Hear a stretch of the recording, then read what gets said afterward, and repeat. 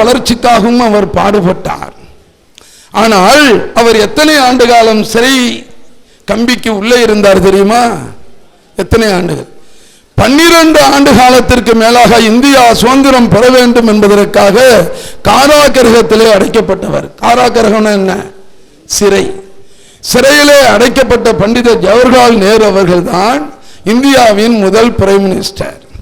அந்த பண்டித நேரு அவர்கள் 17 ஆண்டு காலம் ஒரு சிறப்பான ஆட்சியை கொடுத்தார். அப்பொழுதுதான் ஜனநாயகம் மலர்ந்தது.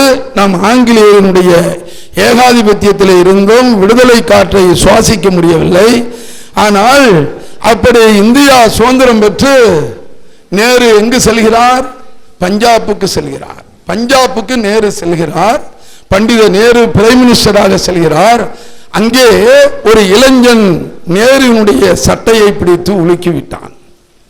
உடனே பாதுகாவலர்கள்லாம் பாய்ந்து வந்து அந்த இளைஞனை பிடித்த பொழுது நேரு அவனை விட்டுவிடு, உனக்கு என்ன வேண்டும் என்று கேட்ட பொழுது அந்த இளைஞன் சொன்னானாம், இந்தியா சுதந்திரம் அடைந்தால் தேனாறு ஓடும் பாலாறு ஓடும் என்று சொன்னீர்களே, எனக்கு படித்திருக்கிறேன், இளைஞன் எனக்கு வேலை வேண்டும் என்று கேட்ட பொழுது அப்பொழுது நேரு அவர்கள் சொன்னாராம், ஒரு சர்வாதிகார நாட்டில் ஒருவன் அந்த நாட்டு சர்வாதிகாரி தலைவனை பிடித்திருந்தால் அவன் தலை தரையில் விழுந்திருக்கும்.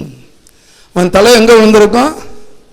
தலை வெட்டப்பட்டு தரையிலே அந்த தலை விழுந்திருக்கும். சுதந்திர திருநாடு என்கிற காரணத்தினால்தான் என் காரை வழிமறித்து என் சட்டையை பிடிக்கி உலுக்கி எனக்கு வேலை என்று வேண்டும் என்று கேட்கிறாயே, இது தாண்டா சுதந்திரம், போ என்று அவர் நேரு பெருமகனார் சொன்னார் என்று வரலாற்றில் சரித்திரத்தில் படித்திருக்கிறோம். இந்த சுதந்திரத்தை நாம் பெறுவதற்கு தான் நம்முடைய மக்களுக்கு தேவையான எதிர்காலம், கல்வி, வேலை வாய்ப்பு, இன்னைக்கு கம்ப்யூட்டர் உலகமாக மாறி இருக்கிறது. ஒர்க் ஃப்ரம் ஹோம் என்று இன்றைக்கு வீட்டிலே நம்மோடு பிறந்திருக்கிற சகோதரர்கள் எத்தனை பேர்கள் வீட்டிலே இருந்து பணியாற்றி கொண்டிருக்கிறோம். இந்த மாட்சிமை பொருந்திய நிகழ்வுகளை எங்கள் காலத்தில் நாங்கள் பார்த்திருப்போமா? இன்னைக்கு உள்ளங்கையிலே உலகம் இருக்கிறது. அந்த அளவிற்கு இந்த நாடு வளர்ந்து போயிருக்கிறது. இந்த நாட்டின் வளர்ச்சியின் காரணமாக நீங்கள் எத்தனாவது தலைமுறையாகவோ ஸ்ரீ சங்கரா கல்லூரியிலே படிக்க வந்திருக்கிறீர்கள். இங்கே இருக்கிற தீனும் முதல்வரும் ஏழை தன் பெட்டியில் இருக்கிற பணத்தை எடுத்தெடுத்து பார்த்து மகிழ்வதை போல இந்த வழக்கறிஞர் ஆறுதுறை உத்தாபதியை அழைத்தழைத்து மகிழ்கிறவர்கள். ஆகவே நான் ஏதோ இந்த கல்லூரியில் பேச வந்திருக்கிறேன், முதலாம் ஆண்டு இணைகிற அந்த மாணவர்கள் மத்தியில் பேச வந்துகிறேன் என்று நான் இதனை நினைக்கவில்லை. ஒரு ஐநா சபையில் பேசினால் நான் என்ன பெருமை அடைவனோ அதே போல்தான் நாங்கள் அவர்கள் அழைத்ததற்கு ஸ்ரீ சங்கரா கல்லூரியில் பேசுவதை என் வாழ்நாள் பெருமையாக கருதுகிறேன் என்பதை இந்த நேரத்தில் நாங்கள் தெரிவித்துக் கொள்கிறோம். உங்களை போல் நான் படித்துக் கொண்டிருந்த பொழுது குழந்தை கல்லூரியில் ஆடிட்டோரியம் இருக்கிறது. யார் வந்து பேசினாலும் மாணவர்கள் இவ்வளவு அமைதியாக உட்கார்ந்திருக்க மாட்டார்கள். அது பெரிய அறிவின் சிகரம், அறிவின் கொழுந்து, சொல்லின் செல்வர் என்று மடை திறந்த வெள்ளம் போல் பேசுகிற ஆற்றலை இவர் பெற்றவர் என்று யார் வந்து அங்கு பேசினாலும் மாணவர்கள் என்று சொன்னால் அந்த இடம் ஒரு கலகலப்பு, ஒரு சலசலப்பு, ஒரு விசிலு, அதற்கென்று ஒரு நிலைமைகள் தான் இருக்கும். ஆனால் 2024 நான் ஸ்ரீ சங்கரா கல்லூரியில் பார்த்து உங்களை எல்லாம் சந்தித்து உரையாற்றுகிற இந்த நான் மேடையில் மைக்கோடு பேசிக் கொண்டிருக்கிறேன் என்று கருதவில்லை, நான் இதயத்தோடு பேசிக் கொண்டிருக்கிறேன். ஏதோ ஸ்ரீ சங்கரா கல்லூரியில் நான் ஒலிபெருக்கியில் பேசுவதாக, மேடையில் பேசுவதாக நினைக்கவில்லை. ஒவ்வொரு மாணவ மாணவிகளின் இதயங்களோடு பேசிக் கொண்டிருக்கிறேன் என்று கருதிதான் நான் உங்கள் முன்னால் நின்று கொண்டிருக்கிறேன். நீங்கள் எல்லாம் மாணிக்கங்கள். எதிரிலே இருக்கிற மாணவ மாணவிகள் எல்லாம் மாணிக்கங்கள் என்பதை நீங்கள் நினைவில் வைத்துக் கொள்ளுங்கள். அதுவும் எப்படிப்பட்ட மாணிக்கம் தெரியுமா? விலை மதிக்க முடியாத மாணிக்கங்கள், வைரங்கள் தான் ஸ்ரீ சங்கரா கல்லூரியில் படித்துக் கொண்டிருக்கிற மாணவ செல்வங்கள். எதிர்காலத்தில் நீங்கள் எப்படி குழந்தை கல்லூரிக்கு ஒரு ராமானுஜம் கிடைத்தாரோ அதுபோல் இங்கு உருவாக வேண்டும், உருவாக முடியும். இது காலத்தின் கட்டாயம். என்னோடு படித்தவர்கள் சென்ட்ரல் மினிஸ்டராக இருக்கிறார்கள். என்னோடு படித்தவர்கள் தமிழக அரசில் இன்றைக்கு அமைச்சர் பெருமக்களாக இருக்கிறார்கள். என்னோடு படித்தவன் சென்னை உயர்நீதிமன்றத்தில் குமரப்பன் உயர்நீதிமன்ற நீதிபதியாக இருக்கிறான். நான் பொய் சொல்லவில்லை. என்னோடு படித்தவன் அண்ணாமலை பல்கலைக்கழகத்தில் ஹெச்ஓடியாக இருக்கிறான், பாரி தமிழ் யூனிவர்சிட்டி. ஆகவே நான் சொல்லுகிறது எதுவும் உண்மைக்கு புறம்பாக பேச வேண்டும் என்கிற அவசியம் இல்லை. சரக்கு இல்லாதவன் தான் உண்மையை பேச வேண்டும். என்னிடத்தில் 3 மணி நேரம் அல்ல 6 மணி நேரம் எந்த குறிப்புகளும் இல்லாமல் பேசிக்கொண்டே இருப்பேன். யாரை பற்றி பேச வேண்டும்? பாரதிதாசனை பற்றி பேச வேண்டுமா? முண்டாசு கவிஞன் பாரதியாரை பற்றி பேச வேண்டுமா? அல்லது கவியரசு கண்ணதாசனை பற்றி பேச வேண்டுமா? பண்டித நேரு மறைந்த பொழுது கண்ணதாசன் கவிதை எழுதினாரே, அந்த கவிதையை பேச வேண்டுமா? அல்லது பெருந்தலைவர் காமராஜருக்கு கடிதம் மூலமாக கவிதை மூலமாக ஒரு கவிதையை தீட்டினான் கவியரசு கண்ணதாசன். சிவகாமி மகனுக்கு ஒரு செய்தி என்ன சொன்னாரு? பெருந்தலைவர் காமராஜருடைய அம்மா பெயர் சிவகாமி.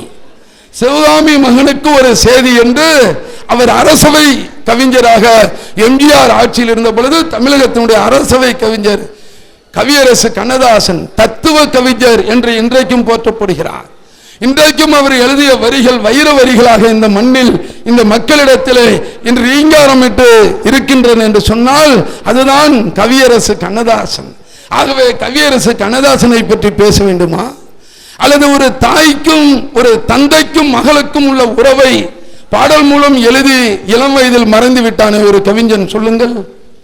இளம் வயதில் ஒரு 5 ஆண்டுகளுக்கு முன்னால் ஒரு திரைப்படத்தில் தந்தைக்கும் மகளுக்கும் உள்ள உறவை, மிக அற்புதமான பாடல்.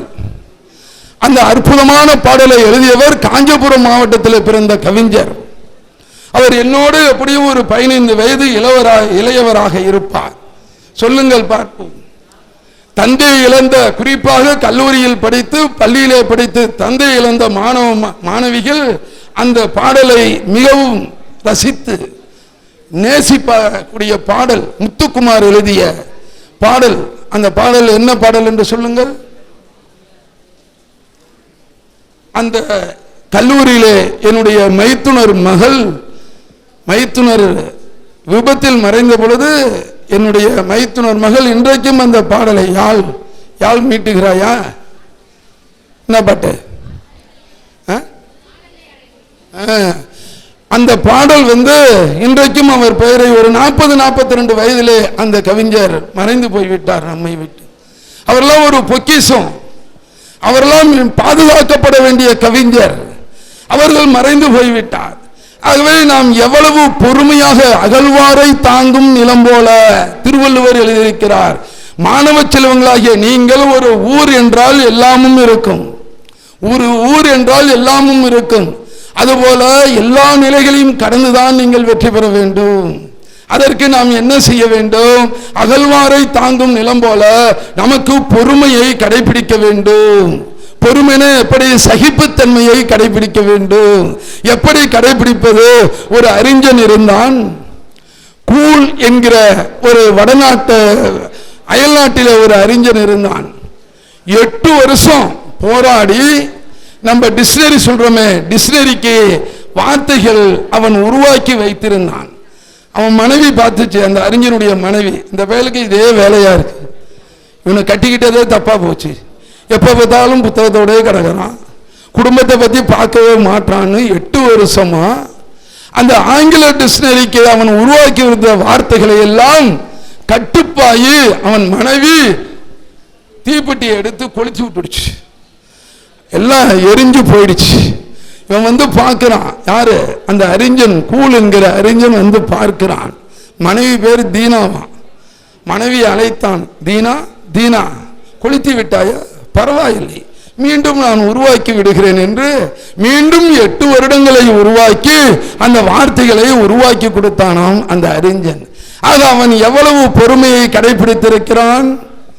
மங்கையராய் பிறப்பதற்கே நல்ல மாதவம் செய்திட வேண்டுமம்மா என்று கவிமணி தேசிய விநாயகம் பிள்ளை அன்றைக்கு பெண்களினுடைய பெருமைகளை சிறப்புகளை இந்த மண்ணில் எடுத்து சொன்னார் என்று சொன்னால் எதற்காக சொன்னார்? ஆண்களும் பெண்களும் சமமானவர்கள். இந்த கருத்து எந்த காலத்தில், எந்த நூற்றாண்டில் இந்த தமிழகத்தில் பேச்சாய் வெடித்தது? சொல்லுங்கள் பார்ப்போம்.